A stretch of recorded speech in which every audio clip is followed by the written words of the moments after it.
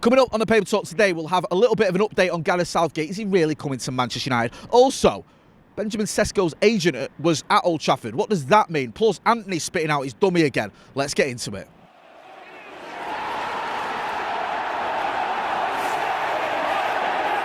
Jay here from Stretford, Paddock. This is the Paper Talk. As you can see, I'm outside Old Trafford and it's pretty mild. You might not even need your parkers today. Loads of stories to get through, so we'll crack on. But before we do, make sure you are hitting like, share and subscribe. Most of the stories are pretty bad, negative, depressing. So we're going to get to all that. We're going to get to some of the quotes and the reaction from yesterday, plus another couple of stories as well. But there is one positive story, and that is Manchester United women winning 4-0 in the FA Cup final, beating Spurs. Well done to them. They have lifted their first bit of major silverware, and it is good to have something to cheer about as a Manchester United fan. We haven't had much to cheer about this season, but well done to United women. Absolutely battered Spurs, and they have lifted the FA Cup.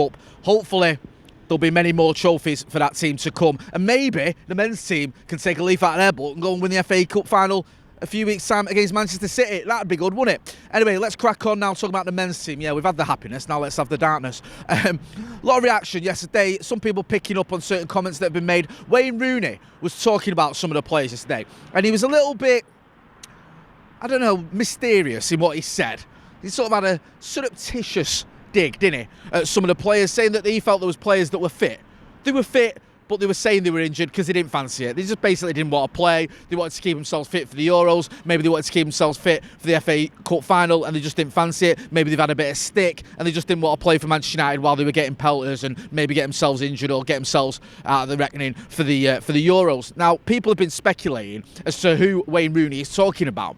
Who's he chatting about? Who's injured and who's he talking about? Now, if you look at the names that are being bandied around on social media, every one of those suggestions I think is a little bit flawed. Some people saying Bruno Fernandes, ridiculous. Bruno Fernandes is never injured. I think he's missed 2 games in his entire Manchester United career. We can't be pointing fingers at Bruno Fernandes and remotely claiming he doesn't want to play for Manchester United. He does. He will always want to play for United, and his injury record is one of the best in the history of Manchester United. I'm not just making that up. It is.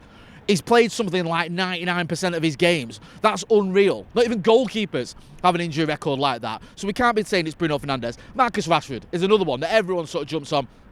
It's got to be Marcus Rashford. That's flawed, though, for me. For starters, Marcus Rashford has played a lot of football this season. Secondly, we saw him get injured at Wembley. I was there. He got booed for getting injured. Gets booed for getting injured. He hobbles off. He's hobbling through the mix zone. People saying, oh, look at him. Then he doesn't play. People saying, oh, well, is he the one that doesn't fancy it? He's injured. He wants to keep himself fit for the Euros. He's probably not on the plane.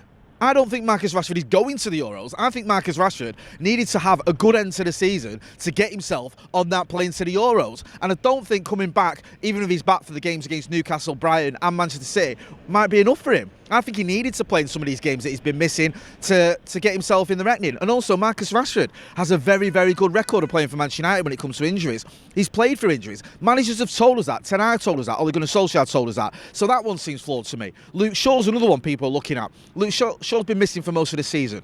This isn't something new. And he's also been missing for a big chunk of the last 4 seasons as well. So I don't think he's suddenly said, I don't fancy it. Tyrone Malacia, out all season. Harry Maguire. You can criticise Harry Maguire. It doesn't strike me as Harry Maguire is a player who doesn't want to play when he can play. I think he will. And I think that when you look at other players, Varane, he's retired from international football. So, listen, Wayne Rooney's a legend and has put a lot of value in what he says. But has he got any evidence to this? Has he spoke to the physio? Has he spoke to some of these players? Has he spoke to people in the dressing room who said, oh, I've been told this player has told me he's fit, he just don't fancy it? Or is he just speculating? Rooney's always someone who wanted to play, even at times when it's at detriment to himself and even the club. I remember against Bayern Munich when he got that injury. Remember, he carried on playing and he played and then he wasn't fit. We went out against Bayern Munich and then he wasn't fit for the end of the season where Chelsea picked us to the title. Now, I get it from Wayne Rooney. He must look at this team, look at these players, see them and think, they're not like me. They're not doing the things I used to do. I used to break my body to try and play for Manchester United. Some of these players, do they just not fancy it? If that's your opinion, fair enough. But when you start saying things like, they are fit, they just don't fancy it, and the players start getting trolled and all that, I don't know, it just left a bit of a sour taste in my mouth on that one. Let me know what you think. Get involved in the chat in the comments. I'm interested to hear your opinion on it. Wayne Rooney also had a dig alongside Roy Keane at Casemiro, calling him lazy, talking about the first goal. There's only one goal. Leandro Trossard goal, saying Casemiro could have done better. I agree with that. Thought Casemiro didn't exactly cover himself in glory, and it was disappointing to see a player with that experience just not doing the basics and just lacking a bit of effort. I'm always against just saying players need more passion, need more effort, but when they do, and in that case, I think he was absolutely spot on. There's a lot of footage doing the rounds of Anthony being angry about being asked to play left back. You see Scott McTominay having to go and tell him just go and play in the left back position. Eric Ten Hag asked him to play left back for the last sort of 20 minutes of the game, whatever it was. Anthony going mad, whispering to Gabriel Jesus as well, which I didn't like to see. We've seen this before with Anthony. Do you remember against Liverpool where he was asked to play left back and he had a bit of a strop? Marcus Rashford, I think, had to tell him to get on with it. I don't like seeing this, to be honest with you. If the manager asks you to play in a position, just get on with it. Don't start spitting your dummy out and causing dramas and whispering to your pal who plays for the Arsenal team as well. What's all that about? And listen, I've criticised Anthony a lot. I don't like keep criticising because I think sometimes it just gets a bit boring. Everyone knows my opinion on Anthony. So I don't want to keep going on and on about Anthony because sometimes it gets a little bit boring, to be honest with you. But when you see things like that, I don't like seeing it. Get on with it. Get on with it and just do your job that you've been asked to do by the manager. The manager that brought you in, by the way, and has backed you when a lot of people wouldn't. What has Anthony got this season? He's got 1 goal and 1 assist in 29 appearances in the Premier League. I don't think he's setting the world alight. He's lucky to be on the pitch, in my opinion. So just get on with the job that you've been tasked to do and help Manchester United win football matches. How's about that, eh? Also as well, Benjamin Sesko's agent was spotted at Old Trafford, so that sent the internet into a bit of a meltdown. Oh, is Sesko coming to Manchester United? He's doing very well at RB Leipzig. I think he's got 17 goals in all competitions in 41 appearances. Not really been linked with United. He's been linked with Chelsea, he's been linked with Arsenal. His agent being at Old Trafford has sent the rumour mill into overdrive, like I said. I'd be very surprised if United were in for him because we've not heard much about it. He was linked a few months ago. It seemed to go a little bit quiet. Who knows though? 20 years old, I think. Played a lot of football. I think he's played about 160 games or something for a 20-year-old. Pretty phenomenal. So would be an impressive sign if we could get him, but I don't really think there's much into it. One to keep an eye on though, obviously with his agent here, people will always speculate. A lot of speculation going on about Gareth Southgate.